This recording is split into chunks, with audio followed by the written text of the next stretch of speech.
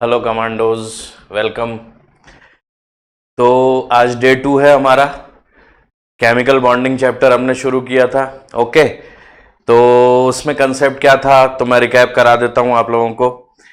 पहला कंसेप्ट जो था वो ये था कि मेटल अगर हमें दिखेगा तो बॉन्डिंग कौन सी हो जाएगी? आयनिक बॉन्डिंग हो जाएगी। किस पार्ट में? मेटल और बचे हुए पार्ट में। ठीक है, और बचे हुए पार्ट में अगर ग्रुप ऑफ नॉन मेटल्स दिखेगा तो वो उसमें बॉन्डिंग आपस में सारे एटम्स कैसी करेंगे?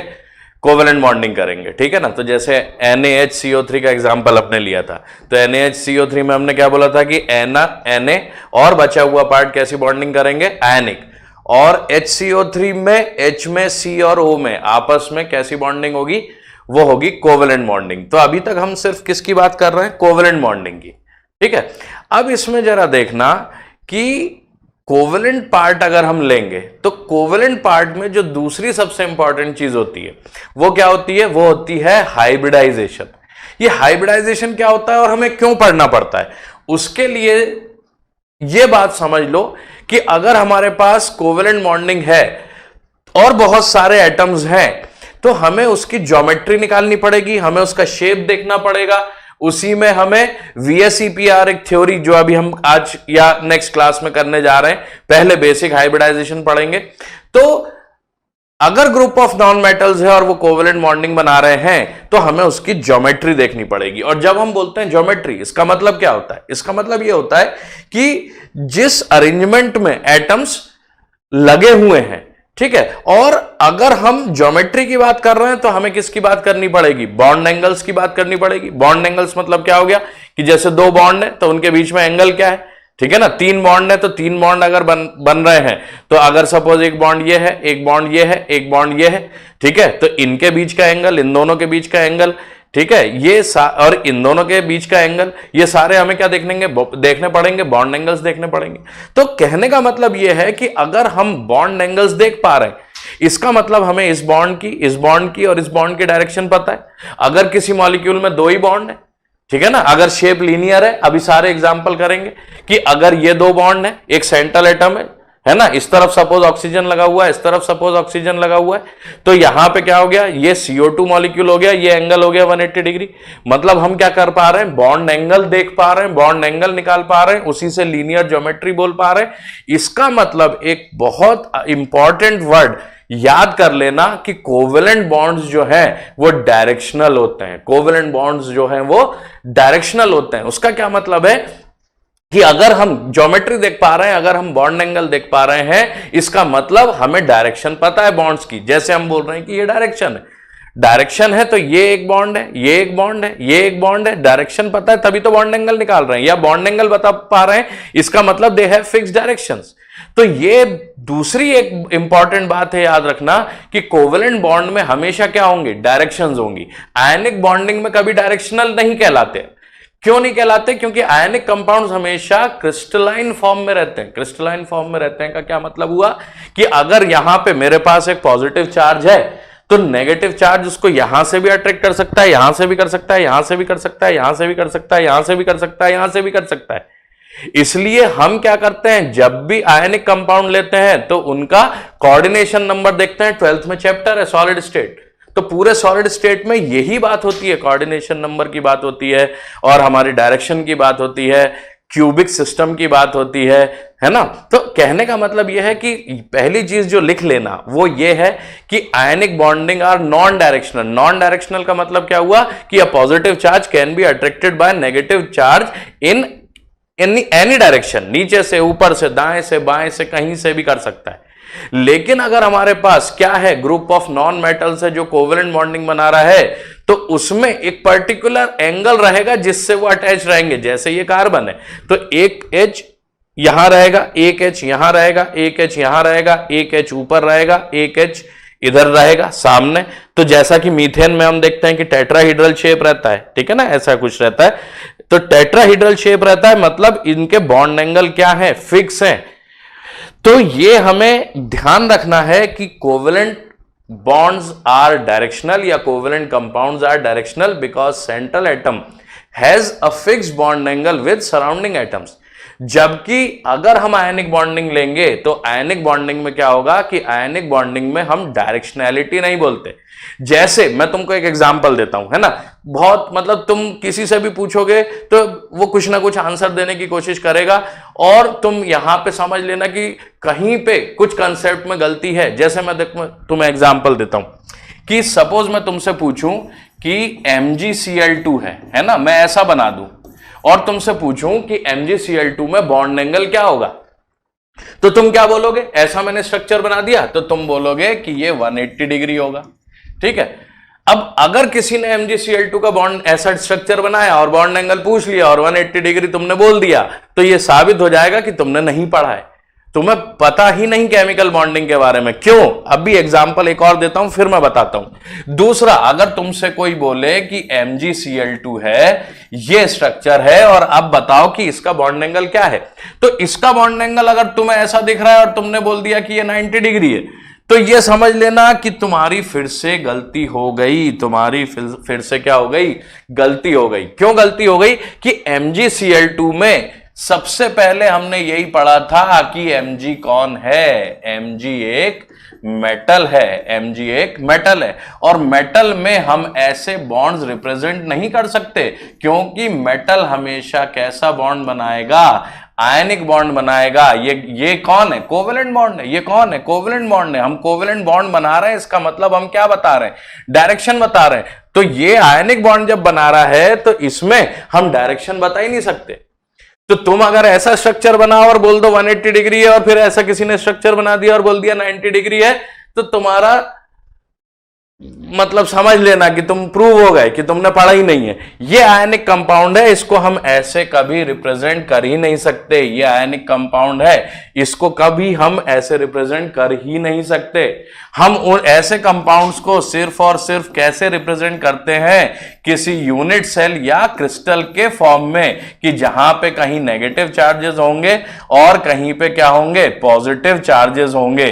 तो यहां पे Mg और Cl के कुछ प्लेसमेंट्स हम यूनिट सेल में या क्रिस्टल में दिखाते हैं और इन क्रिस्टल्स को हम किसके बेसिस पे डिवाइड करते हैं? या तो हम उनको इनकी एज लेंथ के बेसिस पे डिवाइड करते हैं। जैसे सपोज हमारे पास, मैं बोलता हूं कि इसमें 3 एजेस हैं, है ना। कौन कौन सी एजेस हैं? ये सपोज हो गई A, ये सपोज हो गई B और ये सपोज हो गई C। तो 3 एज लेंथ्स होती हैं और इसमें ये एंगल A और B का सपोज अल्फा है, B और C का सपोज बीटा है, C और A का गामा है। तो ये हमारे पास कितने एंगल्स हो गए? अल्फा, बीटा और गामा।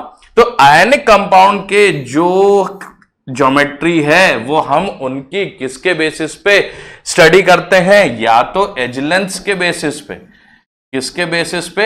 एज लेंथ्स के बेसिस पे। या फिर हम किसके बेसिस पे उनको स्टडी करते हैं? बॉन्ड एंगल्स, या ये जो एज एंगल्स हैं उनके बॉन्ड एंगल्स। तो इसको मतलब बॉन्ड एंगल जो वर्ड है वो जनरली हम किस में यूज करेंगे? कोवेलेंट कंपाउंड में।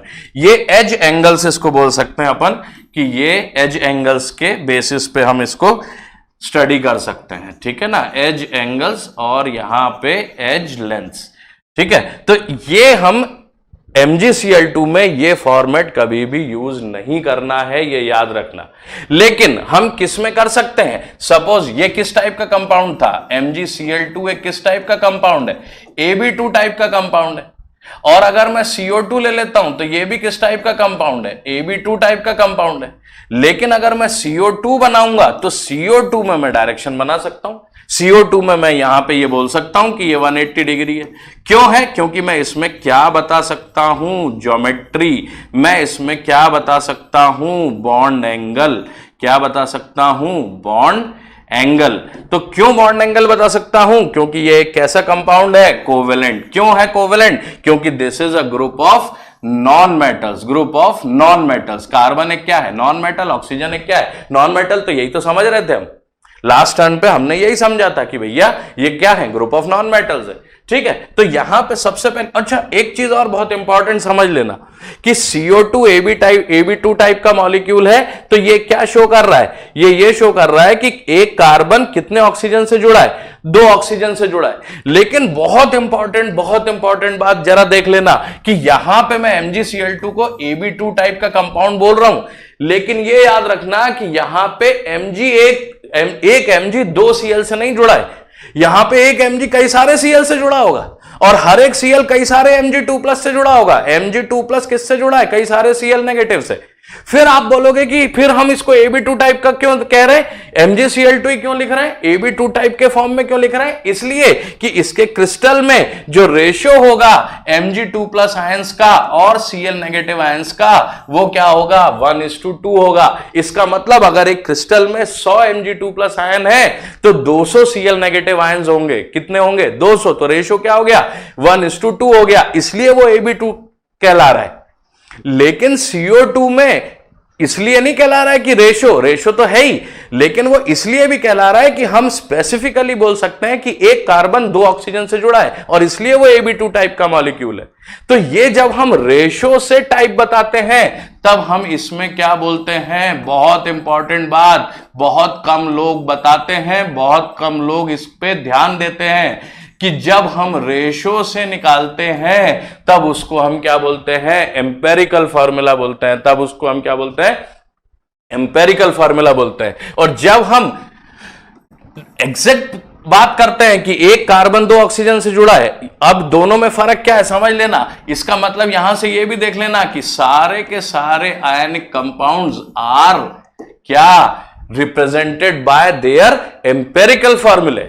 एंड यहां पे Ab2 टाइप का CO2 मॉलिक्यूल है तो CO2 मॉलिक्यूल को हम क्या बोलेंगे कि ये इसका क्या है? Molecular formula. क्या है ये? इसका मॉलिक्यूलर फार्मूला। ठीक है, ये यहां से सब हटा देता हूं मैं।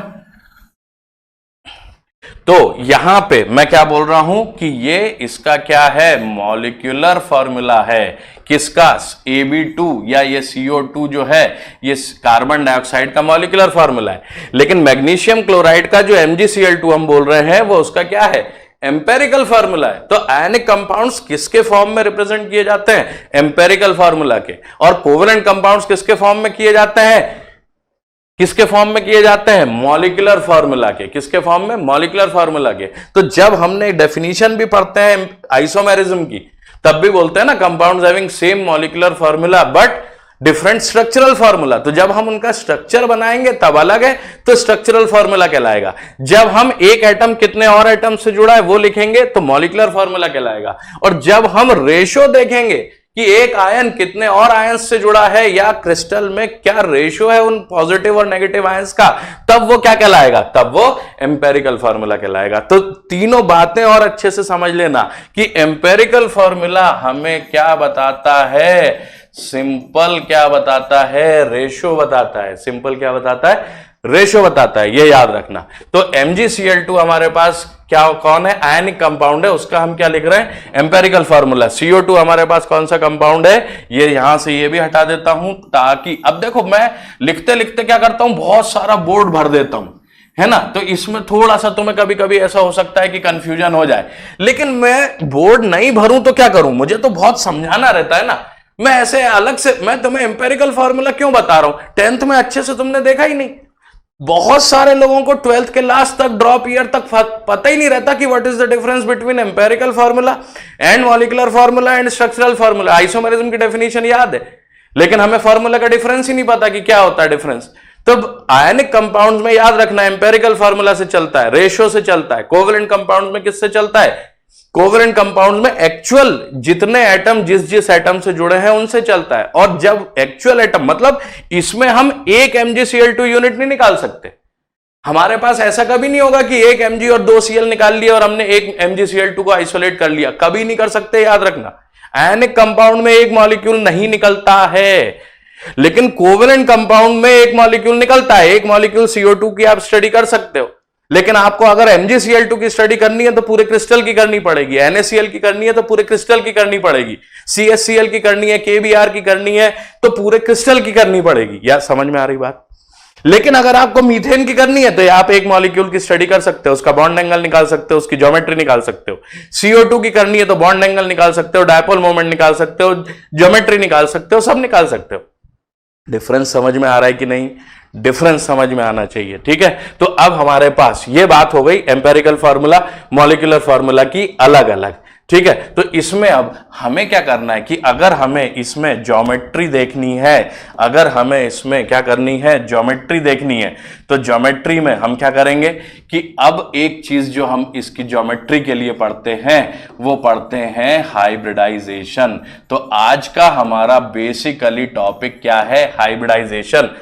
अब हाइब्रिडाइजेशन किसके लिए पढ़ते हैं, अब फिर से वही बात मैं कह रहा हूं, ध्यान से समझ लेना कि हाइब्रिडाइजेशन सिर्फ और सिर्फ किन के लिए होता है, कोवेलेंट मॉलिक्यूल्स के लिए होता है। हाइब्रिडाइजेशन सिर्फ और सिर्फ किसके लिए होता है, हाइब्रिडाइजेशन सिर्फ और सिर्फ कोवेलेंट मॉलिक्यूल्स के लिए होता है, ये याद रखना। ठीक है, अब देखो हाइब्रिडाइजेशन में हम क्या पढ़ते हैं, हाइब्रिडाइजेशन हम क्यों पढ़ते हैं, उससे हमें क्या पता चलेगा, ये देखो। अब हाइब्रिडाइजेशन जो है वो सबसे पहले तो ये समझना कि एक मॉलिक्यूल के बारे में पढ़ना है, ठीक है ना, वो माइक्रोस्कोपिक प्रॉपर्टी है। माइक्रोस्कोपिक मतलब एक मॉलिक्यूल के बारे में जो कर सकते हैं वो माइक्रोस्कोपिक प्रॉपर्टी है। तो हाइब्रिडाइजेशन से हम क्या पता करते हैं, हाइब्रिडाइजेशन से हम मॉलिक्यूल की ज्योमेट्री पता करते हैं, हम हाइब्रिडाइजेशन से बॉन्ड एंगल पता करते हैं। ये एक ही बातें हैं, बॉन्ड एंगल पता चल जाएगा तो उसका स्ट्रक्चर और ज्योमेट्री अपने आप पता चल जाएगी। ठीक है, और कैसे हम निकालेंगे वो जरा ध्यान रखना, वो देख लो। अब मैं इसमें थोड़ा सा पार्ट हाइब्रिडाइजेशन पढ़ने के लिए पहले थोड़ा सा पार्ट एक एटॉमिक स्ट्रक्चर पार्ट का लेना पड़ेगा। एटॉमिक स्ट्रक्चर वैसे तो सबसे पहले पढ़ना होता है ना, लेकिन क्योंकि ये इंटरकनेक्टेड है, कहीं ना कहीं एटॉमिक स्ट्रक्चर पढ़ेंगे तो बॉन्डिंग आ जाती है, बॉन्डिंग पढ़ेंगे तो लास्ट टर्न पे हमने देखा था कि पीरियोडिसिटी आ जाती है, पीरियोडिसिटी पढ़ेंगे तो बॉन्डिंग आ जाती है, तो ये एकदम इंटर रिलेटेड है।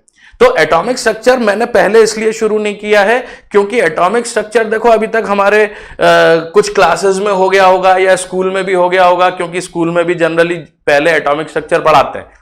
तो उसमें अगर हमने थोड़ी सी चीजें भी कवर कर ली हैं तो हमें बॉन्डिंग भी समझ में आ जाएगा, पीरियोडिसिटी भी समझ में आ जाएगा। इसलिए मैंने पहले बॉन्डिंग लिया है क्योंकि उसमें कंसेप्ट दोनों के लगेंगे और इस बहाने से अपने तीनों चैप्टर साथ में उनके कंसेप्ट चलते रहेंगे। ठीक है, तो इसमें हाइब्रिडाइजेशन पढ़ने के लिए सबसे पहले हमें एक जो छोटी सी बात आनी चाहिए जो एटॉमिक स्ट्रक्चर चैप्टर की है, लेकिन अभी अपन इसको थोड़ा सा डिस्कस कर लेंगे ताकि हमें अभी समझ में आ जाए। वो क्या है, वो है SPDF configuration, sub shell configuration. तो पहले अपन किसकी बात कर रहे हैं, अभी हाइब्रिडाइजेशन शुरू करने के पहले सब शेल कॉन्फ़िगरेशन की, ठीक है, एसपीडीएफ कॉन्फ़िगरेशन की। तो सबसे पहले हाइब्रिडाइजेशन तो हेडिंग डाल लो, लेकिन हाइब्रिडाइजेशन पढ़ने में हम पहले क्या करेंगे, पहले हम एसपीडीएफ या सब शेल कॉन्फ़िगरेशन पढ़ेंगे और फिर उसके बेसिस पे अपन हाइब्रिडाइजेशन पढ़ेंगे। ठीक है, तो लेकिन ये याद रखना कि हाइब्रिडाइजेशन किसके लिए पढ़ते हैं अपन, सिर्फ और सिर्फ कोवेलेंट मॉलिक्यूल्स के लिए। ठीक है, सिर्फ और सिर्फ कोवेलेंट मॉलिक्यूल्स के लिए। तो अपन पहले हाइब्रिडाइजेशन पढ़ने के पहले शुरू करते हैं क्या, एसपीडीएफ कॉन्फ़िगरेशन। ठीक है, अब एसपीडीएफ कॉन्फ़िगरेशन अगर हमारे पास है, एसपीडीएफ कॉन्फ़िगरेशन अगर हमारे पास है तो इसमें पहले तो डाल लो, इसको हम सब शेल कॉन्फ़िगरेशन भी कहते हैं, तो ये भी हेडिंग डाल सकते हो। ठीक है, अब ये सब शेल कॉन्फ़िगरेशन क्या है, सब शेल कॉन्फ़िगरेशन क्या होता है कि हमने एटॉमिक स्ट्रक्चर में पहले तो देखा था कि अगर सपोज ये हमारे पास न्यूक्लियस है तो ये हमारे पास उसकी क्या है, शेल्स है। ठीक है, शेल्स के हम जनरली नाम क्या लिख देते हैं, शेल्स के नाम हम लिख लेते हैं जनरली KLMN। क्या होता है, KLMN। अब देखो जब गूगल का इतना जमाना नहीं था, इंटरनेट नहीं था, तो कई टीचर्स जो है ना हमारे यहाँ भी मतलब मैंने देखा है खुद कि कई टीचर्स ऐसा बोलते थे कि KLMN के फुल फॉर्म क्या होते हैं पता करके लाओ, और KLMN के फुल फॉर्म जो पता करके आएगा उसको 5,000 रुपये इनाम है। तो पूरे सिटी में बच्चे दौड़ते रहते थे, भाई KLMN का फुल फॉर्म क्या है, KLMN का फुल फॉर्म क्या है। और अब क्या हो गया कि अभी तो आप गूगल पे डालोगे तो 500 पन्ने फेंक देगा वो प्रिंट आउट की भैया ये लो KLMN के बारे में। उस समय मगर कुछ होता नहीं था। 11th का बच्चा है तो बहुत करेगा 12th की किताब खोल लेगा, बहुत करेगा ग्रेजुएशन की किताब खोल लेगा, लेकिन क्योंकि मास्टर जी ने 5,000 रुपए का इनाम रख दिया तो वो दौड़ते फिर रहे हैं, सबसे पूछ रहे हैं, उनके स्टूडेंट्स अपने टीचर से पूछ रहे हैं, कोई बता नहीं पा रहा तो हल्ला हो रहा है साहब KLMN का फुल फॉर्म क्या है। तो ये ऐसे टीचर्स के गिमिक्स रहते थे कि भाई उनका पॉपुलैरिटी बढ़ जाए, या फलाने सर ने बोला है कि भैया KLMN का फुल फॉर्म बताने वाले को 5,000 रुपए मिलेंगे तो हल्ला हो जाता था। अब गूगल आने से ये सब लोगों की दुकानें बंद हो गई, और वो सर मतलब ऐसा भी बोलते थे कि KLMN का फुल फॉर्म जो है, या वो बोलते थे कुछ काले नमक का फॉर्मूला पता करके आ जाओ, काले नमक का फॉर्मूला जो पता करेगा। अरे भैया काला नमक पीला नमक अपने क्या लेना देना यार, है ना। जो काम की होंगी, जो रॉक्स होंगी, जो सॉल्ट्स होंगे वो अपन पढ़ेंगे, काले नमक का फुल फॉर्म कौन पता करने बैठ रहा है। लेकिन वो हल्ला हो जाता था कि 5,000 रुपए और ये वो। तो ऐसे ही मैं जब पढ़ाना शुरू किया तो उन फलाने सर का मेरे साथ हो चुका है, इसलिए मैं बता रहा हूं। उन फलाने सर का कोई स्टूडेंट मेरे स्टूडेंट से किसी ने पूछा, तो फिर मेरे स्टूडेंट ने मेरे से पूछा कि सर वो KLMN का फुल फॉर्म बता दो। तो वो फलाने सर ने बोला है कि वो 5,000 रुपए देंगे। तो मैंने कहा यार मैं KLMN का फुल फॉर्म तो बता दूंगा, लेकिन शर्त यह है कि जो 5,000 रुपए मिलेंगे उसमें से 2,500 मेरे होंगे। तो बोला सर आप तो बताओ, तो आप तो मतलब रख लेना पूरे, लेकिन मेरे को बताना है आंसर और उनको बताना ही है वो। तो मैंने उसको बोला कि KLMN का फुल फॉर्म है कापा लैम्डा म्यू और न्यू। अब जाके बता दो, है ना। कापा मतलब KLMN एक रिप्रेजेंटेशन था, मैंने कापा लैम्डा म्यू और न्यू एक अलग रिप्रेजेंटेशन बता दिया। तो वो सर नाराज हो गया, अरे नहीं हटो ऐसा नहीं होता, ये नहीं होता। मैंने कहा अगर ये सही आंसर नहीं है तो फिर सही आंसर बता दो। तो सही आंसर उसका कुछ है ही नहीं। KLMN आर्बिट्ररी टर्म्स है, उसका ABCD भी साइंटिस्ट ने रखा होता तो अपन ABCD नाम रखते, KLMN रखा है तो KLMN नाम रख दिया। उसके बाद रखेंगे तो आगे शेल्स होंगी तो OPQ भी बोल सकते हैं उसको, फिर QR भी बोल सकते हैं, उसमें कोई परेशानी नहीं है, ठीक है ना। अपने को कॉन्फ़िगरेशन उतने लिखने तक आता नहीं है, लिमिट तक कि हमें ये सारे यूज हो। तो जनरली हम कन्वेंशनली क्या ले लेते हैं, KLMN ले लेते हैं, तो उसमें कोई परेशानी नहीं है। कभी KLMN का फुल फॉर्म अगर तुम किसी को जबरदस्ती कोई तुम्हें परेशान कर रहा हो, तो एकदम जिसके पास मतलब गूगल जिसको एकदम स्ट्राइक नहीं हो, तो तुम उसके भी मजे ले सकते हो कि KLMN का फुल फॉर्म बताओ, है ना। तो अब आजकल ये सब चीजें ना होनी चाहिए, ना मैं शुरू से कभी विश्वास रखता हूं, है ना, कि कुछ भी मार्केट में फ्लोट कर दिया और उसके से पॉपुलैरिटी बढ़ रही है, ऐसा नहीं है। ना मैं विश्वास करता हूं और ना तुमसे कहता हूं कि ये गिमिक्स में विश्वास करो। अपना चुपचाप पढ़ते जाओ, शांति से पढ़ते जाओ, कंटेंट पे ध्यान दो, कंटेंट से ही आगे बढ़ोगे, ये समझ लेना, है ना। थोड़ी बहुत गिमिक्स में मजे लो, उसमें कोई परेशानी नहीं है, लेकिन उसमें डूब मत जाना। पढ़ना है बस पढ़ते रहो, किताब खुली रहे, नोट्स खुले रहे, प्रैक्टिस चलती रहे, उसी से होगा। एनीवे, तो अब देखो यहां पे हम जनरली क्या बोलते हैं कि हमारे पास शेल्स क्या होती हैं। KLMN जो थे वो क्या थी, शेल्स थी, ठीक है ना, शेल्स। अब शेल्स क्या है, एक ब्रॉडर एरिया होता है। बोर्स मॉडल में बोर्स ने क्या बताया था, नील बोर साहब ने, कि शेल्स एक एरिया होता है। अब जैसे हर सिटी में अपन देखते हैं कि एक बड़ा एरिया है, किसी से भी हम नाम, उसका नाम के बाद पता अगर पूछते हैं कि आप कहां रहते हो, तो वो बहुत देखना कि कभी भी 3 पार्ट में डिवाइड करके बताता है। पहले एक बड़ा एरिया बताता है, फिर उसके अंदर एक एरिया बताता है, फिर उसके अंदर एक अपना घर होता है, उसकी एड्रेस होता है कोई, ठीक है ना। जैसे भोपाल की अगर मैं बात करूं तो हमारे पास एक अरेरा कॉलोनी बड़ा एरिया है, ठीक है ना। अरेरा कॉलोनी में फिर गुलमोहर एक उससे अंदर का एरिया है, और फिर उसके अंदर एक पारस करके कॉलोनी है, उसमें मैं रहता हूं, ठीक है ना। मैंने गलत बताया, हाँ मत जाना मेरे घर, तो मैं एग्जाम्पल दे रहा हूं, ठीक है। वैसे जैसे तलवंडी है ना, कोटा में तलवंडी है, तलवंडी के अंदर राजीव नगर है, राजीव नगर के अंदर एक तुम्हारा PG है, उसका कोई एड्रेस है। तो जनरली हम क्या कर रहे हैं, मतलब वो PG का कोई प्लॉट नंबर होगा, वो तुम्हारा एड्रेस होगा, ठीक है। तो जनरली हम क्या करते हैं, 3 पार्ट में एड्रेस बताते हैं, एक बड़ा एरिया, फिर उससे छोटा एरिया, फिर उससे एक प्रिसाइज लोकेशन जहां पे हम हैं। तो वैसे इलेक्ट्रॉन से भी जब आप एड्रेस पूछते हो ना, तो वो 3 पार्ट में करके बताता है, पहले एक बड़ा एरिया, फिर उससे छोटा एरिया, फिर उससे प्रिसाइज लोकेशन। तो इलेक्ट्रॉन अपना एरिया कैसे बताता है, पहले बताता है शेल के अंदर एक प्रिसाइज एरिया सब शेल, और सब शेल के अंदर एक प्रिसाइज एरिया जिसको हम बोलते हैं ऑर्बिटल। तो एक दो टर्मिनोलॉजी भी ध्यान रखना, अगर आप बोल रहे हो ऑर्बिट, फिर बोलोगे ऑर्बिटल्स, फिर बोलोगे सब ऑर्बिटल्स, ये पहले चलता था, अब नहीं चलता। अब क्या करना है, शेल्स बोलना है, ब्रॉडर एरिया, उसके अंदर सब शेल्स और उसके अंदर ऑर्बिटल्स, बस इतना याद रखना है, ठीक है ना, शेल्स, सब शेल्स और ऑर्बिटल्स। तो ये KLMN जो है ये हमारे क्या थे, शेल्स। तो तुम लोगों ने जो 10th तक पढ़ा होगा वो क्या होगा, वो क्या पढ़ा होगा, शेल कॉन्फ़िगरेशन पढ़ा होगा। क्या पढ़ा होगा, शेल कॉन्फ़िगरेशन, ठीक है ना। अब शेल कॉन्फ़िगरेशन क्या था, जो मैं तुम्हारा फेवरेट एलिमेंट ले लेता हूं सोडियम, तो तुमने बोला 11 है, न्यूट्रल है तो 11 प्रोटॉन है, 11 इलेक्ट्रॉन है, तो डिस्ट्रीब्यूशन तुमने कैसे कर दिया, 281। ये डिस्ट्रीब्यूशन अपन थोड़ा और डिटेल में पढ़ेंगे जब एटॉमिक स्ट्रक्चर पढ़ेंगे, ये डिस्ट्रीब्यूशन थोड़ा सा अपन अच्छे से और पढ़ेंगे, है ना। लेकिन अभी हाइब्रिडाइजेशन के लिए मैं पढ़ा रहा हूं, थोड़ा उस पर ध्यान दे लो, इतना समझ लोगे तो हाइब्रिडाइजेशन आराम से हो जाएगा।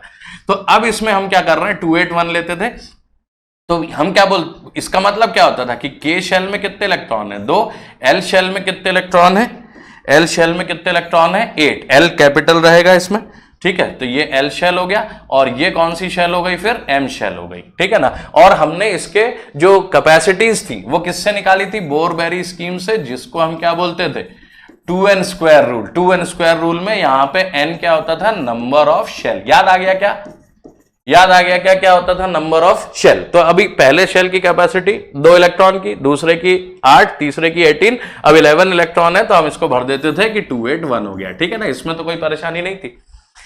अब यहां से दूसरी चीज जो हमारे पास देखने की थी वो ये कि KLMN में इधर से इधर जब हम बढ़ते हैं तो इन शेल्स की क्या होती है, इंक्रीजिंग एनर्जी होती है। इन शेल्स की क्या होती है, इंक्रीजिंग एनर्जी होती है। इंक्रीजिंग एनर्जी मतलब सबसे कम एनर्जी किसकी रहेगी, के की, उससे ज्यादा एल की, उससे ज्यादा एम की, उससे ज्यादा एन की। तो ऑब्वियसली यहां अगर प्रोटॉन बैठा है, पापा जी बैठे हैं, तो अपन यहां उनके पास ही बैठे हैं तो थोड़े शांति से बैठेंगे, आराम से बैठेंगे। थोड़े दूसरे कमरे में गए तो उछल कूद चालू, फिर बाहर वाले कमरे में आ गए तो और उछल कूद चालू, और अगर निकल ही गए घर से तो फिर अपने अपने असली फॉर्म में आ जाते हैं कि भाई हाँ अब अपन ये है, ठीक है ना। असली क्या बोलना चाहिए, कोई भी हीरो का नाम जो तुम्हें पसंद हो समझ लेना। तो यहां से क्या हो रहा है, एनर्जी इंक्रीज होती जाती। तो अब यहां क्या है कि हम ऑफबाउज प्रिंसिपल पढ़ते थे। व्हाट वाज ऑफबाउज प्रिंसिपल, है ना। ऑफबाउज प्रिंसिपल क्या था या रूल क्या था कि हम इलेक्ट्रॉन्स को डिस्ट्रीब्यूट कैसे करते हैं, उनके बढ़ते हुए एनर्जी के ऑर्डर में। मतलब सबसे पहले इलेक्ट्रॉन किसको जाएगा, सबसे कम एनर्जी वाले को, फिर किस में जाएगा, एल में, फिर किस में जाएगा, एम में, फिर किस में जाएगा, एन में, ठीक है। और मैं अब जनरली पहले भी मेरे पुराने वीडियो अगर कोई है तो उसमें मैं ये पूछता भी था, ये बड़ा फनी होता था। जैसे ही 10th से 11th में स्टूडेंट आता था, ऑफबाउ ज्यादा नाम सुना ही नहीं आता था, मतलब उसने सुना नहीं होता था, लेकिन मैं पूछता था ऑफबाउज कहां के साइंटिस्ट थे, तो लोग बड़े मतलब इंटरेस्टिंग से जवाब देते थे, है ना। अब जैसे देखो नाम, अपन साइंटिस्ट के नाम से भी बहुत कुछ पता करते हैं। उसकी भी एक छोटी सी बात मैं तुम्हें बताता हूं कि जैसे हमारे पास है मेंडलीव्स पीरियोडिक टेबल, है ना, या हमारे पास अभी 11th में जीओसी पढ़ेंगे तो एक आएगा ज़ेत्सेव रूल, जिसका नाम अब सेडजेफ हो गया। मार्कोव निकोव्स रूल, जिसका नाम अब इंग्लिश बुक्स में मार्कोनिकोव्स रूल कर दिया, ठीक है। तो उसका ये था जैसे मार्कोव निकोव, है ना, व्लादिमीर पुतिन, है ना, मेंडलीव, ड तो होता ही नहीं है, मतलब हार्ड डी नहीं होता रशियन लैंग्वेज में, द होता है, आ बे वे गे दे, है ना, ये मेरे को मतलब मैंने रशियन पढ़ी हुई है 2 साल, तो उसलिए बता रहा हूं कि हार्ड ड प्रोनाउंस नहीं होता, द होता है। तो द मतलब मेंडलीव ऐसा नाम था। तो कुछ चीजें ऐसी होती है जो नाम से अपने को आइडिया आ जाता है कि ये कहां के साइंटिस्ट होंगे। तो मार्कोव निकोव, है ना, ज़ेत्सेव, ये सब कहां के साइंटिस्ट, रशिया के साइंटिस्ट, है ना। मेंडलीव कहां के साइंटिस्ट, रशिया के साइंटिस्ट। तो कल्चरल वो करने के लिए कि भाई अपन ज्यादा रशियन साइंटिस्ट के बारे में पढ़ेंगे तो हमें क्या दिमाग में आएगा कि रशियंस बहुत मतलब एडवांस्ड है ना साइंस में। तो कुछ लोगों ने खास तौर से, अब मुझे पता नहीं मतलब उनके नाम फोर्सफुली या किसी तरीके से बदल दिए ताकि अपने को एकदम आइडिया नहीं आए कि कहां का कौन साइंटिस्ट था। लेकिन मैं यहां इस वर्ड से जब पूछता हूं क्लास में कि ऑफबाउज रूल में ऑफबाउ कहां के साइंटिस्ट थे, तो ऐसा लोग मतलब फनी आंसर देते हैं। 12th में आते आते तो बच्चे को पता चल जाता है कि ये क्या खेल है, लेकिन 11th में जब 10th से बच्चा आता है तो वो बहुत फनी आंसर देता था कि साहब यहाँ के साइंटिस्ट थे, वहाँ के साइंटिस्ट थे। और कई लोग मतलब जो थोड़े से स्टूडेंट ऐसे होते हैं ना, कलाकार की स्कूल, मतलब हमें सेंटर ऑफ अट्रैक्शन बनना है, कुछ करके मतलब सबकी निगाह में आना है, कुछ हंसाना है बच्चों को, ऐसे भी होते ही है ना। तो वो मतलब ऐसे बोलते थे सर बांग्लादेश के साइंटिस्ट थे या श्रीलंका के या भूटान के, या मतलब ऐसा कुछ फनी आंसर ऐसा देने की, मतलब किसी कंट्री के बारे में नहीं बोल रहा हूं मैं, लेकिन ऐसा कुछ फनी आंसर देने की कोशिश करते थे, ठीक है। तो मैं उसमें क्या लिखता था, मैं ये भी नहीं बताता था कि ये, पहले ये भी नहीं बताता था कि ऑफबाउज साइंटिस्ट का नाम नहीं है ना, ये जर्मन वर्ड है जिसका मतलब होता है बिल्डिंग अप। लेकिन मैं ये जर्मन भी नहीं लिखता था, मैं कुछ और ही लिख देता था कि लैटिन नेम है या कुछ, और फिर उनसे मतलब उनको कुछ भी हिंट नहीं मिले ऐसे लिखता था। और फिर मैं उसमें आंसर्स लेता था उनके, तो बहुत मजे के आंसर जनता देती थी, बहुत फनी आंसर देती थी, तो वो ऐसा क्लास में मजा आता था। खैर, तो अभी मैंने बातों में तुम्हें बता ही दिया कि ऑफबाउ जो है वो एक जर्मन वर्ड है, ठीक है ना। ऑफबाउ इज अ जर्मन वर्ड जिसका मतलब क्या होता है, बिल्डिंग अप, जिसका मतलब क्या होता है, बिल्डिंग अप। ठीक है। अब बिल्डिंग अप में ऐसा ही होता है ना कि अपन एक लेयर ब्रिक की लगाते हैं, फिर दूसरी लेयर उसके ऊपर, फिर तीसरी लेयर। ऐसा तो नहीं करते कि ब्रिक्स लटका दी अपन ने कुछ धागे से बांध के या किसी चीज से बांध के और फिर उस पर नीचे बना रहे हैं। बिल्डिंग अप मतलब क्या होता है, सबसे नीचे लेयर लगा रहे हैं। क्यों? क्योंकि सबसे नीचे एच कम है, हाइट कम है, तो mgh कम है, पोटेंशियल एनर्जी कम है। तो कम एनर्जी से नीचे से बढ़ते बढ़ते कहां आते हैं? ऊपर आते हैं। तो कहने का मतलब यह है कि ये सेम रूल, ये वर्ड इतना अगर हमें याद है, ये वर्ड अगर इतना हमें याद है, तो हमें पता है कि हमें लोअर एनर्जी से कहां जाना है, हायर एनर्जी की तरफ जाना है। अब ये शेल्स में हम फॉलो करते हैं, और सेम यही कहानी हम किस में फॉलो करते हैं? सब शेल्स में भी फॉलो करते हैं। सेम यही कहानी हम किस में फॉलो करते हैं? सब शेल्स में। अब सब शेल्स कौन है? एसपीडीएफ। ठीक है ना, ये स्मॉल लिखनी है हमेशा। और मैंने ये भी बताया कि जब ब्लॉक भी पढ़ते हैं अपन, S block, P block, D block, F block, तो वो इन्हीं के नाम पे। ठीक है ना। तो अब देखो इसमें भी बड़ी इंटरेस्टिंग कहानी है कि KLMN का फुल फॉर्म तो मैंने तुम्हें बताया कुछ नहीं है, आर्बिट्ररी कहानी है। लेकिन एसपीडीएफ का फुल फॉर्म है ना, स्पिन प्रिंसिपल डिफ्यूज्ड फंडामेंटल। अब ये स्पेक्ट्रोस्कोपिक टर्म्स है। ठीक है, स्पेक्ट्रोस्कोपिक टर्म्स क्या है? तो कि स्पेक्ट्रोस्कोप में हमें कैसे दिखते हैं। ये नील बोर्स के बहुत साल बाद की कहानी है। नील बोर्स मॉडल में सिर्फ क्या थे? शेल्स के बारे में बात हुई थी। बाद में फिर क्या हुआ? सबशेल्स के बारे में बात हुई। तो ये सबशेल्स बाद में कुछ स्पेक्ट्रोस्कोपी में फाइन लाइंस देखी गई, वो अपन स्पेक्ट्रा में भी पढ़ेंगे। हाइड्रोजन स्पेक्ट्रा बहुत ही इंपॉर्टेंट और बहुत ही बढ़िया मतलब टॉपिक है। फिजिक्स में भी तुम पढ़ोगे, केमिस्ट्री में भी पढ़ोगे, मजा आएगा।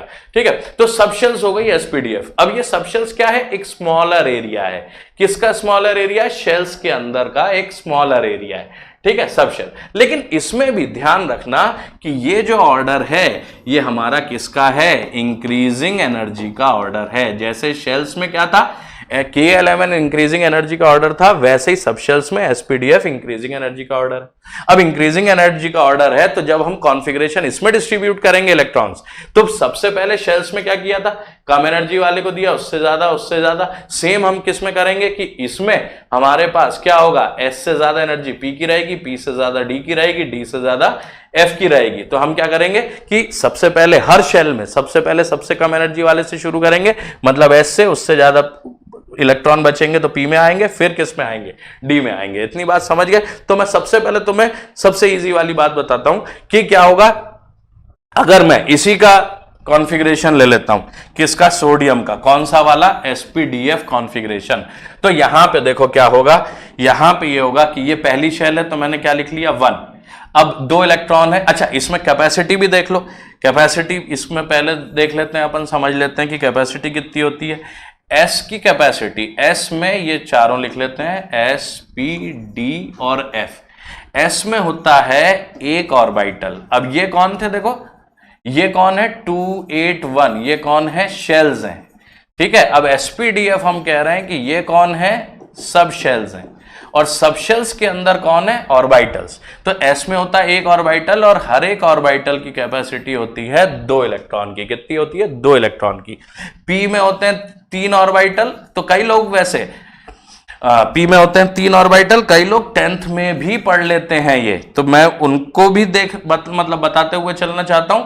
और जिन लोगों ने नहीं पढ़ा है वो भी देख सकते हैं, कोई प्रॉब्लम नहीं है। 3 ऑर्बिटल होते हैं, तुमने नाम हो सकता है पढ़े हो, PX, PY, PZ। ठीक है ना, PZ, जिसको मैं PZ बोलने की आदत है, तुम PZ बोल लेना, कोई परेशानी नहीं है। तो अब 3 ऑर्बिटल है, तो इसकी कैपेसिटी कितनी हो गई? 6 इलेक्ट्रॉन्स की।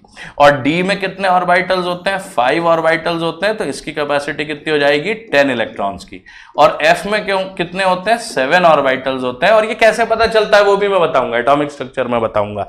ठीक है, लेकिन अभी अपने को उतना काम नहीं है, इसलिए इतना समझ लो कि इसमें 5 इलेक्ट्रॉन्स और इसमें हमारे पास हो गए कितने? 14 इलेक्ट्रॉन्स। तो ये कैपेसिटी हो गई किसकी? हमारी S, P, D और F सबशेल की। ठीक है, समझ में आई? तो अब देखो, अब हमारे पास यहां से ये वाला पार्ट में हटा देता हूं और यहां से अपन कॉन्फ़िगरेशन करना शुरू करते हैं। ठीक है, तो इतना पार्ट अगर समझ में आ गया तो ये अपन हटा देते हैं। इसमें से अब अपन क्या करते हैं कि सोडियम लेके वापस इसका कॉन्फ़िगरेशन शुरू करते हैं। तो सपोज मेरे पास है सोडियम, एटॉमिक नंबर है 11, इसका 281 क्या हो गया?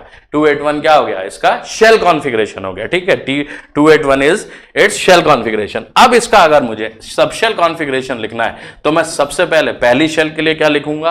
1। समझ में आ रहा है? उसके बाद कहां से, सब शेल में अगर मैं शुरू करूं तो कहां से शुरू करूंगा? एस से। क्यों? क्योंकि सबसे कम एनर्जी एस की है, उससे ज्यादा पी की है, उससे ज्यादा डी की है, उससे ज्यादा एफ की है। तो इसमें एस से शुरू करूंगा। एस की कैपेसिटी कितनी है? 2 इलेक्ट्रॉन की, तो क्या लिख लूंगा? 1s2। अब इसको 1s2 बोलना है, 1s स्क्वायर नहीं बोलना है। मैथ्स वैस नहीं पढ़ रहे हैं ना, क्योंकि अभी तो फिर P के ऊपर 6 लगाएंगे, D के ऊपर 10 लगाएंगे, तो फिर वो क्या बोलोगे उसके लिए? वो स्क्वायर है भी नहीं, मैथमेटिकली भी वो स्क्वायर नहीं है। It's just the capacity of that orbital, atomic orbital. फिर दूसरी शेल शुरू कर रहे हैं तो सबसे पहले क्या लिख लिया? 2। अब सेकंड शेल में भी कहां से, कौन सी सब शेल से शुरू करना है? एस सब शेल से, जिसकी कैपेसिटी कितनी है? 2। तो उसमें हमने कितने इलेक्ट्रॉन फिर से दे दिए?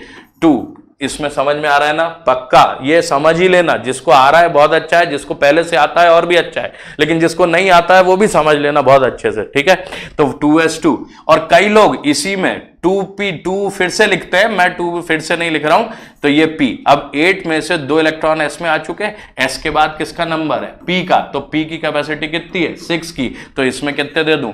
6 इलेक्ट्रॉन दे देता हूं। तो ये क्या हो गया? 2s2 2p6 भी लिख सकते हो और 2s2 p6 भी लिख सकते हो। उसके बाद ये पूरे 8 इलेक्ट्रॉन हो गए, है ना?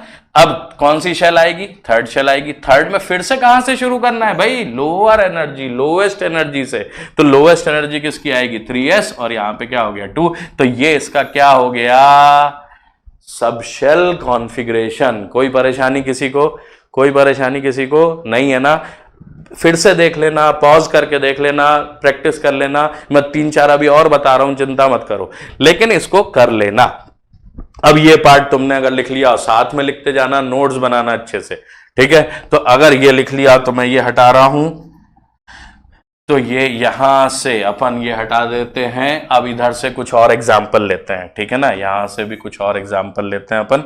तो ये मैं इधर पे फिर से दूसरा एक एग्जाम्पल लेता हूं। सपोज मेरे पास है, कौन सा एग्जाम्पल ले लूं? फास्फोरस। फास्फोरस क्या है? P क्या है? फास्फोरस। फास्फोरस का एटॉमिक नंबर क्या है? 15, ठीक है? अब ये याद रहने चाहिए, ठीक है? अब याद रहने कैसे? और मैं अभी पूरा याद करने को नहीं बोल रहा हूं। कहां तक बोल रहा हूं? सिर्फ 36 एटॉमिक नंबर तक तुम्हें याद करने को बोल रहा हूं। और देखो, कई लोग ऐसे पीरियोडिक टेबल में भी 11th में आते ही कोई कोई, और 10th में भी तुमने सुना होगा, है ना? कई लोग ऐसे याद करने लगते हैं, कुछ भी पैरोडी बना लेते हैं, है ना? हीना ने लीना को मग्गा दे के भेजा। अब वो मग्गा दे के भेजा, बाद में याद ही नहीं आता है कि मग्गा किसका है, मैग्नीशियम का है कि मैंगनीज का है। तो तुम्हें पैरोडी से याद करना हो तो कर लेना, मैं प्रेफर नहीं करता पैरोडीज। तुमको अगर किसी ने याद कराई है, तुम उससे करे हो, मुझे कोई परेशानी नहीं है, तुम वैसे भी चल सकते हो। लेकिन मैं प्रेफर करता हूं कि तुमको पूरा याद ही हो, है ना? Hydrogen, helium, lithium, beryllium, boron, carbon, nitrogen, oxygen, fluorine, neon, sodium, magnesium, aluminium, silicon, phosphorus, sulphur, chlorine, argon, potassium, calcium, scandium, titanium, vanadium, chromium, iron, manganese, cobalt, nickel, manganese, iron, cobalt, nickel, copper, zinc, gallium, germanium, arsenic, selenium, bromine, krypton, ऐसे 36 तक बोल ही जाना मन में, और सबके individual atomic number तुम्हें याद होने चाहिए, ठीक है ना? तो कहने का मतलब एग्जाम्पल दे रहा हूं, तुम पॉज कर करके फिर ढूंढने लगोगे कि कौन सा मिस हो गया। मिस कोई नहीं होता, ठीक है? अब जरा देख लेना, क्यों? अब मैं फास्फोरस लिया तो पोटेशियम के पहले क्या था? क्लोरीन, आर्गन, हाँ पोटेशियम, सही है ना? तो ये 15 है, तो इसका शेल कॉन्फ़िगरेशन तो तुम्हारे पास हो गया कितना? 285। अब इसका तुम्हें क्या लिखना है? इसका तुम्हें क्या लिखना है? SPDF configuration, sub shell configuration. तो सबसे पहले क्या लिखोगे? 1, उसके एस में कितने दोगे? 2, फिर क्या लिखोगे? 2s2, फिर 8 में से 2 चलेगा तो एस के बाद क्या आएगा? p में कितने दोगे? 6, और फिर क्या लिखोगे? 3s, और फिर 2, और 5 में से 2 चलेगा तो p में कितने बचे? 3। तो इसका सब शेल कॉन्फ़िगरेशन क्या हो गया? 1s2 2s2 2p6 3s2 p3 या 3s2 3p3, कुछ भी लिख सकते हो, ठीक है ना? तो इस तरीके से अपने को सब शेल कॉन्फ़िगरेशन लिखते आने चाहिए, है ना? एटॉमिक स्ट्रक्चर में मैं फिर से बोल रहा हूं, फिर से बताऊंगा, और बड़े एटम्स के भी बताऊंगा। लेकिन अभी मुझे, क्योंकि सबसे पहले ऑर्गेनिक में या ऑर्गेनिक मॉलिक्यूल्स में हमें क्या आज पढ़ना है? हाइब्रिडाइजेशन। तो हाइब्रिडाइजेशन के लिए ये मैं पूरा जमा रहा हूं कहानी, तो ये बहुत अच्छे से समझ लेना, ठीक है? तो ये हमारा क्या लिखने का तरीका हो गया? सब शेल कॉन्फ़िगरेशन लिखने का तरीका हो गया। ये हमारा क्या हो गया? सब शेल कॉन्फ़िगरेशन लिखने का तरीका हो गया। अब अगर हाइब्रिडाइजेशन हमें पढ़ना है, तो हाइब्रिडाइजेशन क्या होता है, क्यों होता है, क्या सीक्वेंस होता है, वो अब जरा देखो। तो हाइब्रिडाइजेशन पे अपन वापस आते हैं। तो अपना अब आ गया वापस फिर से क्या? हाइब्रिडाइजेशन। हाइब्रिडाइजेशन ठीक, अब हाइब्रिडाइजेशन पहले समझोगे या पहले डेफिनेशन लिखोगे, क्या करोगे बोलो? पहले मैं समझा देता हूं, ठीक है ना, या बोल भी देता हूं डेफिनेशन, एक बार लिखवाता नहीं हूं, पहले बोल देता हूं सिंपली एक बार, फिर समझाता हूं और फिर अच्छे से पूरी लिखवा दूंगा, ठीक है? तो लिखो, मतलब लिखो नहीं, समझ लो कि mixing up of orbitals of central atom to produce orbitals of same energy so that they can overlap with surrounding atom orbitals is called hybridization. क्या है? दो पार्ट है, क्यों है वो भी बताता हूं। हाइब्रिडाइजेशन मतलब क्या हो गया? हाइब्रिडाइजेशन मतलब ये हो गया कि सेंट्रल एटम जो है ना, एग्जांपल लेता हूं, सपोज मेरे पास पहला एग्जांपल है, और ये याद रखना कि कोवेलेंट मॉलिक्यूल्स में होगा सिर्फ वो ऑर्गेनिक हो या इनऑर्गेनिक हो, सिर्फ किस में होगा? कोवेलेंट मॉलिक्यूल्स में, ठीक है? अब मैं इसमें भी पहले कोवेलेंट में भी सबसे पहले एग्जाम्पल किसका ले लेता हूं? ऑर्गेनिक मॉलिक्यूल्स का ले लेता हूं। किसका ले लेता हूं? ऑर्गेनिक मॉलिक्यूल्स का एग्जाम्पल ले लेता हूं, ठीक। अब इसमें सपोज मेरे पास कौन है? CH4 है, ठीक है, CH4 है, मीथेन हो गया। अब इसमें सेंट्रल एटम कौन है? दिख रहा है, एक कार्बन से 4 हाइड्रोजन जुड़े हुए हैं, तो सेंट्रल एटम कौन हो गया? कार्बन हो गया, सेंट्रल एटम हो गया कार्बन। अब कार्बन का एटॉमिक नंबर कितना है? 6। कॉन्फ़िगरेशन क्या है? 2,4। इसका SPDF कॉन्फ़िगरेशन क्या हो गया? 2s2 2p2 या 2s2 p2। अब ये मैंने क्यों समझाया तुम्हें? सबशेल कॉन्फ़िगरेशन अब समझ में आ गया, क्योंकि इसमें हमें यूज करना है इसलिए। अब 1s2 2s2 2p2 इसका कॉन्फ़िगरेशन है। s में कितना ऑर्बिटल होता है? 1। तो हमने क्या बॉक्स बना लिया? 1। इसी को बॉक्स कॉन्फ़िगरेशन भी कई बार कह लेते हैं अपन। फिर इसमें कितने इलेक्ट्रॉन है? 2। तो इसमें क्या हो गया? 2 इलेक्ट्रॉन अपन ने फिल कर दिए, तो ये 1s2 का रिप्रेजेंटेशन हो गया कौन? ये, ठीक है। इसमें एटॉमिक स्ट्रक्चर में अपन ये भी डिस्कस करेंगे कि ये दोनों इलेक्ट्रॉन ऐसे ऑपोजिट स्पिन वाले क्यों बनाए। सेम स्पिन वाले होते तो क्या होता है ना, तुमको पता हो तो अच्छा है, लिखना, मेरे को बताना है ना कमेंट्स में, और अगर नहीं भी पता है तो कोई प्रॉब्लम नहीं है, बहुत ही सुंदर कंसेप्ट है, एटॉमिक स्ट्रक्चर में डिस्कस कर लेंगे अपन। फिर उसके बाद 2s2 है, तो ये यहाँ पे हमारे पास 2s, s में एक ही ऑर्बिटल होता है तो एक बॉक्स, और s में 2 इलेक्ट्रॉन। और फिर हमारे पास p में अभी हमने देखा था 3 ऑर्बिटल्स होते हैं, px py pz। अब इसमें 2 इलेक्ट्रॉन है, तो ये हमने 2 इलेक्ट्रॉन भर दिए, ठीक है ना। तो ये हो गया हमारे पास 2 इलेक्ट्रॉन। तो ये ऑर्बिटल का नाम क्या है? px। ये ऑर्बिटल का नाम क्या है? py। ये ऑर्बिटल का नाम क्या है? pz, ठीक है ना। क्या ऑर्बिटल का नाम हो गया? pz। अब इसमें देखो कि इसको हम बोलते हैं कि यहां पे बॉन्डिंग का जो सबसे पहला कंसेप्ट होता है वो ये कि कोवेलेंट बॉन्डिंग किससे होती है? शेयरिंग ऑफ इलेक्ट्रॉन से। किससे होती है? शेयरिंग ऑफ इलेक्ट्रॉन से। अब शेयरिंग ऑफ इलेक्ट्रॉन से होती है, तो अगर कार्बन को 4 हाइड्रोजन से जुड़ना है तो 4 इलेक्ट्रॉन शेयर करने पड़ेंगे। और इलेक्ट्रॉन शेयर कब होता है? बहुत सुंदर बात बोल रहा हूं, जरा ध्यान रखना। शेयर कब होता है? जब पेयर होता है। Pairing and sharing is same. और पेयर मतलब ये क्या है? ये ऑलरेडी पेयर है, तो अभी इसका कोई काम नहीं है, ये तो स्टेबल हो गया। ये भी जो इलेक्ट्रॉन्स पेयर्ड हैं ऑलरेडी, वो क्या होते हैं? स्टेबल होते हैं। सिर्फ वो इलेक्ट्रॉन्स अनस्टेबल होते हैं जो पेयर्ड नहीं होते। तो वो शेयरिंग में क्या करते हैं? एक्चुअली पेयरिंग ही करते हैं। तो एक स्पिन का इलेक्ट्रॉन दूसरा एटम अपना दूसरे स्पिन का इलेक्ट्रॉन लाया और वो शेयर कर रहे हैं, तो ये कोवेलेंट बॉन्ड ऐसे बन रहा है शेयरिंग से, है ना, दोनों ऑपोजिट स्पिन का। तो अगर कार्बन को 4 हाइड्रोजन से जुड़ना है, अगर कार्बन को 4 हाइड्रोजन से जुड़ना है तो क्या होगा? 4 इलेक्ट्रॉन उसके पास अनपेयर्ड होने चाहिए। लेकिन अब इसके कॉन्फ़िगरेशन में हमें कितने अनपेयर्ड इलेक्ट्रॉन दिख रहे हैं? 2 ही अनपेयर्ड इलेक्ट्रॉन दिख रहा है। तो इसको हम क्या बोलते हैं? Ground state. ग्राउंड स्टेट मतलब जो उसकी नेचुरल स्टेट है। कार्बन में 2 इलेक्ट्रॉन अनपेयर्ड रहते हैं, ये उसकी नेचुरल स्टेट है। लेकिन अगर इस स्टेट को हम क्या देंगे? एनर्जी देंगे।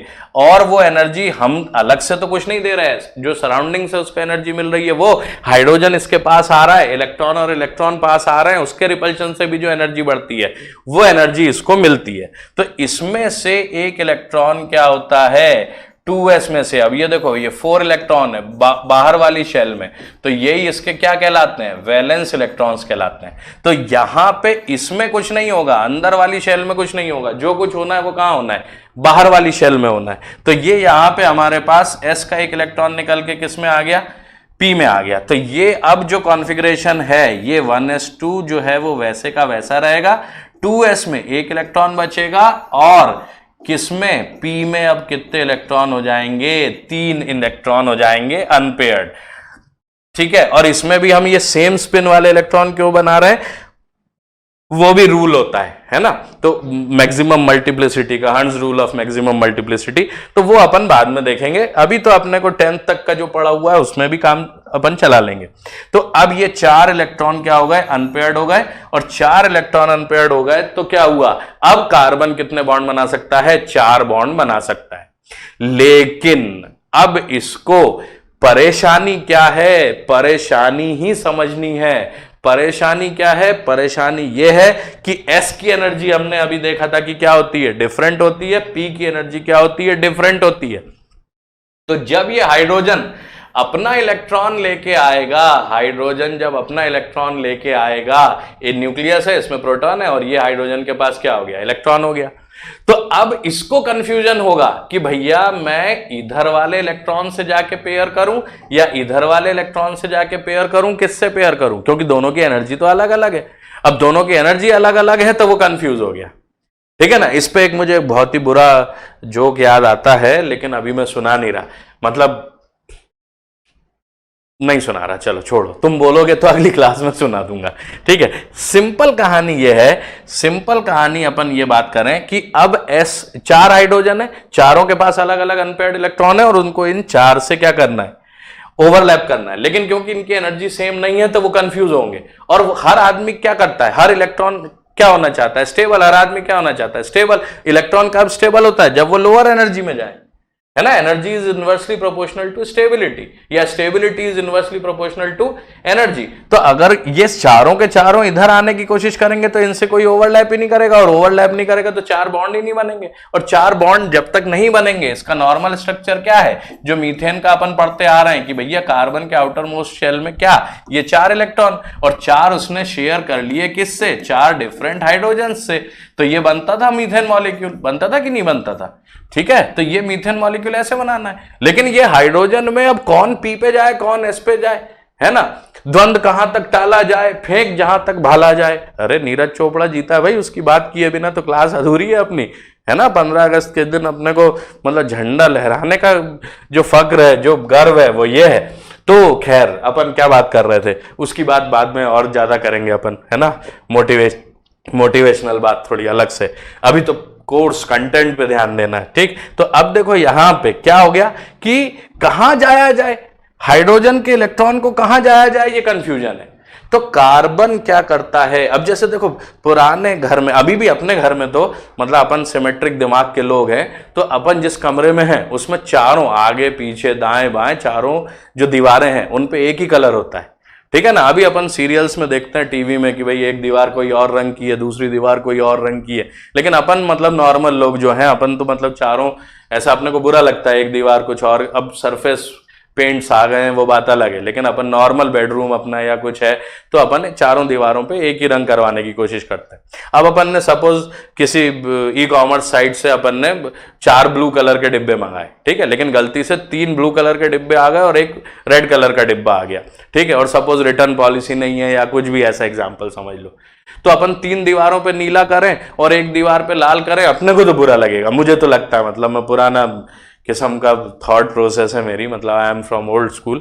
तो मैं क्या करूंगा, मेरे सबसे सिंपल कहानी ये रहेगी कि मैं चारों डब्बे क्या कर दूं, पेंट के मिला दूं, और मिला दूं तो एक क्या हो जाएगा, नया रंग बन जाएगा। तो अब मैं चारों दीवारों पे कर सकता हूं, क्योंकि अब मुझे कोई परेशानी नहीं होगी। तो इसमें क्या होता है कि कार्बन इसकी दुविधा दूर करने के लिए, हाइड्रोजन की दुविधा दूर करने के लिए कि ये इधर से इधर पे ओवरलैप करे या इधर पे आए, इधर पेयरिंग करे या इधर पेयरिंग करे, ये अपने चारों ऑर्बिटल्स को क्या कर लेता है, मिक्स कर लेता है। चारों ऑर्बिटल्स को क्या करता है, मिक्स। तो एक S का और 3 P के क्या हो गए, मिक्स हो गए। बस यही गेम है, यही गेम क्या कहलाता है, हाइब्रिडाइजेशन कहलाता है। यही गेम क्या कहलाता है, हाइब्रिडाइजेशन कहलाता है। इतनी बात समझ लेना। sp3 एक S का और 3 P के मिक्स हो गए, उसी को हम क्या बोलेंगे, हाइब्रिडाइजेशन बोलेंगे। Mixing up of orbitals of central atom is called hybridisation. यहीं रुक जाना। Mixing up of orbitals of hybridisation, mixing up of orbitals of central atom is called hybridisation. Overlapping जो सराउंडिंग एटम से हो रही है वो उसके बाद की घटना है। और ये क्वेश्चन आता है कि क्या सही बात है हाइब्रिडाइजेशन के बारे में। तो पहली चीज, हाइब्रिडाइजेशन सिर्फ कोवेलेंट मॉलिक्यूल्स में होता है। दूसरी चीज सेंट्रल एटम करता है, क्या करता है, अपने ऑर्बिटल्स को मिक्स कर लेता है, बस वहीं तक आके बात खत्म हो गई, वही हाइब्रिडाइजेशन हो गया। अब आगे आके हाइड्रोजन उस पे क्या करेगा, ओवरलैप करेगा। लेकिन अब जैसे 3 नीले डब्बे और एक रेड कलर का डिब्बा मिलाओगे तो एक नया कलर बनेगा। वैसे ही एस का शेप क्या होता है ऑर्बिटल का, स्फेरिकल। पी का कैसा होता है, डम्बल। लेकिन अब अपन ने मिला दिया तो एक नया शेप बनेगा। वो नया शेप कैसा बनेगा वो हमें देखना है। वो नया शेप ऐसा बनेगा कि अब हम इसमें क्या करेंगे कि ये नया शेप ऐसा बनेगा, ठीक है। और अब इसमें हम ये नहीं कह सकते कि कोई एक एस का है और बाकी 3 पी के हैं, अब सब मिक्स हो गए तो इसका नाम भी हमने क्या रख दिया, sp3। इसका नाम भी क्या रख दिया, sp3। इसका नाम भी क्या रख दिया, sp3। और इसका नाम भी क्या रख दिया, sp3। अब ये हमारे पास क्या हो गया, sp3 हाइब्रिडाइजेशन का हो गया। अब इसमें सारे जो ऑर्बिटल्स हैं, काम की बात यह है कि ये किसके हो गए, सेम एनर्जी के हो गए। किसके हो गए, सेम एनर्जी के हो गए, ठीक है। मैं इसमें कलर दूसरा ले लेता हूं तो ये और बढ़िया दिखने लगेगा तुम्हें, ठीक है। तो अब सेम एनर्जी मतलब इसकी एनर्जी भी सेम, इसकी एनर्जी, इसकी एनर्जी, इसकी एनर्जी, ये सबकी एनर्जी क्या हो गई, अब सेम हो गई। अब हाइड्रोजन को कोई प्रॉब्लम नहीं है, इस ऑर्बिटल में भी कार्बन में अनपेयर्ड इलेक्ट्रॉन तो है ही, सिर्फ उनके क्या बन गए, बदल गए, रूम बदल गए बस। तो ये यहां पे एक अनपेयर्ड इलेक्ट्रॉन, यहां पे एक अनपेयर्ड इलेक्ट्रॉन, यहां पे एक अनपेयर्ड इलेक्ट्रॉन। अब कौन आ रहा है अपने साथ, हाइड्रोजन अपने साथ आ रहा है। तो हाइड्रोजन आ रहा है तो हाइड्रोजन का बेसिकली कलर तो मुझे व्हाइट लेना चाहिए, लेकिन मैं अलग दिखाने के लिए थोड़ा तुम्हें ब्लू ले लेता हूं, ठीक है। तो अब इसमें देखो हाइड्रोजन अपना इलेक्ट्रॉन लेके आया, ओवरलैप कर गया। ये हाइड्रोजन अपना इलेक्ट्रॉन लेके आया, ओवरलैप कर गया। ये हाइड्रोजन अपना इलेक्ट्रॉन लेके आया, ओवरलैप कर गया। ये हाइड्रोजन अपना इलेक्ट्रॉन लेके आया और ओवरलैप कर गया। लेकिन ये ऑर्बिटल जो sp3 हाइब्रिडाइज्ड ऑर्बिटल थे ये पहले ही बन गए। ओवरलैपिंग कहां हो रही है, ओवरलैपिंग बाद में हो रही है, किसकी, हाइड्रोजन की। ये सारे के सारे कौन हैं, हाइड्रोजन है। ओवरलैपिंग कहां हो रही है, ओवरलैपिंग बाद में हो रही है। तो अब ये मॉलिक्यूल क्या बन गया, अब ये मॉलिक्यूल यहां पे, और ये जो एक्चुअल ओवरलैपिंग है यहां पे, तो ये बॉन्ड क्या कहलाएगा, सिग्मा। अपन सिग्मा और पाई बॉन्ड को नेक्स्ट टर्न पे अभी और डिस्कस करेंगे। लेकिन ये इसमें पूरा का पूरा ऐसे का ऐसा ऑर्बिटल आया अपना इलेक्ट्रॉन लेके, यहां से एक ऑर्बिटल आया अपना इलेक्ट्रॉन लेके, और ये जुड़ गए, पेयरिंग हो गई। ऑपोजिट स्पिन के हैं तो ये क्या हो गए, स्टेबल हो गए, है ना। और तुमको ये भी देखो, अगर तुम पूछना चाहते हो कि ऑपोजिट स्पिन से स्टेबिलिटी का क्या कनेक्शन है, तो सिंपल तुमको एग्जांपल में देता हूं। तुम एक मैग्नेट लो, मतलब 2 मैग्नेट लो, अगर उनको नॉर्थ नॉर्थ और साउथ साउथ रख दोगे, सेम पोल्स सेम साइड रखोगे तो वो रिपेल करेंगे। लेकिन अगर एक मैग्नेट को तुम छोड़ दो तो वो क्या होगा, पलट जाएगा। पलट जाएगा तो क्या होगा, नॉर्थ साउथ, और नॉर्थ साउथ हो जाएगा तो अट्रैक्ट हो जाएगा, अट्रैक्ट हो जाएगा तो स्टेबल हो जाएगा, फिर जिंदगी भर वैसे ही रखा रहेगा, उसमें कोई परेशानी नहीं होगी। वैसे ही जब आप ऑपोजिट स्पिन के इलेक्ट्रॉन को एक साथ रखते हो तो वो कैसे रहते हैं, स्टेबल होते हैं। क्यों, क्योंकि इलेक्ट्रॉन चार्ज है, और चार्ज अपने आसपास जब मूव करता है तो क्या करता है, मैग्नेटिक फील्ड क्रिएट करता है ना। फिजिक्स में भी पढ़ा होगा, नहीं पढ़ा होगा तो कोई बात नहीं, अपन भी फिर से एक बार पढ़ लेंगे। तो ऑपोजिट जो इलेक्ट्रॉन्स हैं, इलेक्ट्रॉन हमेशा क्या करते हैं, स्पिन करते हैं। तो ऑपोजिट स्पिन के इलेक्ट्रॉन जो है उनके मैग्नेटिक जो फील्ड्स हैं उनकी डायरेक्शन क्या रहती है, ऑपोजिट। और ऑपोजिट रहती है तो उनके नॉर्थ साउथ आ जाएंगे, और नॉर्थ साउथ आ जाएंगे तो वो क्या हो जाएंगे, अट्रैक्ट करेंगे। सिंपल कहानी होती है, ऐसे बहुत कम मतलब कहीं अपने थॉट में आता है, लेकिन ये बात ध्यान रख लेना मेरी कि ऑपोजिट स्पिन के इलेक्ट्रॉन्स क्यों स्टेबल हो जाते हैं, ये बात समझ लेना अच्छे से, ठीक है। तो अब इसमें पहले क्या हुआ, मिक्सिंग अप ऑफ ऑर्बिटल्स, ये s और 3 p के, उसको हमने क्या बोला, हाइब्रिडाइजेशन। और उसके बाद क्या हुई, उसके बाद हुई हमारी ओवरलैपिंग। तो ये हमारे पास ओवरलैपिंग हो गई। अब इसमें जो लास्ट क्वेश्चन अपन मीथेन, अब ये कौन सा मॉलिक्यूल कहलाया, मीथेन।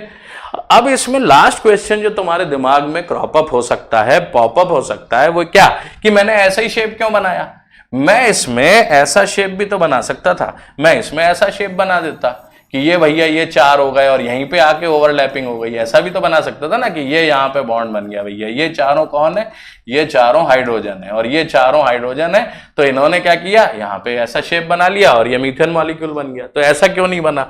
तो अब मैं इसका तुम्हें शेप की कहानी बता देता हूं कि शेप की कहानी क्या होती है, शेप हम कैसे प्रेडिक्ट करते हैं। शेप में अब जरा देखो कि यहां पे ये सारे के सारे क्या हैं, इलेक्ट्रॉन के पेयर हैं। और मैंने लास्ट क्लास में भी तुम्हें बताया था कि जो भी हम जैसे यहां पे क्या बनाए, CH4 अभी अपन ने बनाया था, है ना, यहां पे क्या बनाया था, CH4। तो CH4 का स्ट्रक्चर कैसे बना था, ये मैं हटा दूं क्या, ये हटा दूं क्या, है ना, पॉज करके वो कर लो। तो CH4 में हमने क्या बोला कि ये जो है ये एक्चुअल ओवरलैपिंग से बन रहे हैं, और ये सारे के सारे बॉन्ड्स कैसे कहलाएंगे, सिग्मा बॉन्ड्स कहलाएंगे। सारे के सारे क्या कहलाएंगे, सिग्मा बॉन्ड्स कहलाएंगे। ठीक है, अब इसमें एक छोटी सी कहानी देखना कि हम VSEPR थ्योरी एक पढ़ते हैं, ये मैं हटा रहा हूं ताकि मेरे को जगह मिले और अपन ये VSEPR थ्योरी समझें थोड़ी सी। नेक्स्ट टर्न पे मैं फिर से एक बार तुम्हें इसको एक्सप्लेन कर दूंगा अगर तुम्हें चाहिए तो। ठीक है, तो ये हमारे पास चारों के चारों कौन है, हाइड्रोजन है। ठीक है, अब VSEPR थ्योरी क्या होती है वो जरा समझ लो।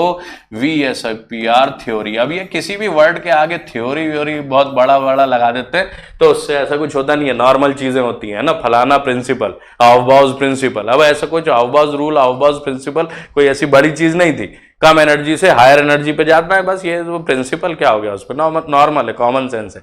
वैसे VSEPR थ्योरी क्या फुल फॉर्म होता है, valence shell electron pair repulsion theory. अब अपन ने लास्ट क्लास का वीडियो अगर नहीं देखा हो तो पहले देख लेना जरूर। हमने दो तरीके की चीजें देखी थी, एक क्या देखा था हमने, लोन पेयर ऑफ इलेक्ट्रॉन्स, है ना, क्या देखा था, लोन पेयर। और दूसरा हमने किसकी बात की थी, बॉन्ड पेयर की। किसकी बात की थी दूसरी हमने, बॉन्ड पेयर की, लोन पेयर की और बॉन्ड पेयर की। तो इसमें ये जो है ये क्या कहलाएंगे, ये यहां पे जो ओवरलैप हो रहा है ये सारे के सारे क्या कहलाएंगे, बॉन्ड पेयर कहलाएंगे। सारे के सारे क्या कहलाएंगे, बॉन्ड पेयर कहलाएंगे। अब बॉन्ड पेयर कहलाएंगे तो क्या होगा जरा देखना कि यहां पे ये एक बॉन्ड पेयर है और इसका इससे एक डिस्टेंस है। अगर मैं तुमको जैसा अभी बोल रहा था कि यहां और यहां में ही बना दूं मैं, कितना सुंदर, मतलब चित्र तो कितने बड़े सुंदर बन रहे हैं ना, हाइब्रिडाइजेशन में स्ट्रक्चर पढ़ते हैं वही मजा है, सुंदर सुंदर चित्र बनते हैं। अब जरा यहां पे देखना कि VSEPR थ्योरी कहती क्या है, मैं लोन पेयर को रिप्रेजेंट कर रहा हूं LP से और बॉन्ड पेयर को रिप्रेजेंट कर रहा हूं BP से, है ना। बॉइलिंग पॉइंट को मैं रिप्रेजेंट करूंगा PT पे, पॉइंट को PT से, ये बॉन्ड पेयर है, कंफ्यूज मत होना। ठीक है, अभी तो बॉइलिंग पॉइंट इतना आएगा भी नहीं जल्दी तुम्हें। तो VSEPR थ्योरी क्या कहती है, ये लिखना, लोन पेयर रिपल्शन, शॉर्ट में लिख रहा हूं, इज ग्रेटर देन, मैं पहले यहां जगह कर लेता हूं थोड़ी सी। क्या है, lone pair repulsion is greater than lone pair bond pair repulsion. मतलब क्या हुआ, मतलब ये हुआ कि सबसे ज्यादा जो रिपेल करेगा वो आपस में कौन करेंगे, लोन पेयर और लोन पेयर। फिर उससे कम रिपल्शन किस में होगा, लोन पेयर और बॉन्ड पेयर में। और सबसे कम रिपल्शन जो होगा वो किस में होगा, बॉन्ड पेयर और बॉन्ड पेयर में।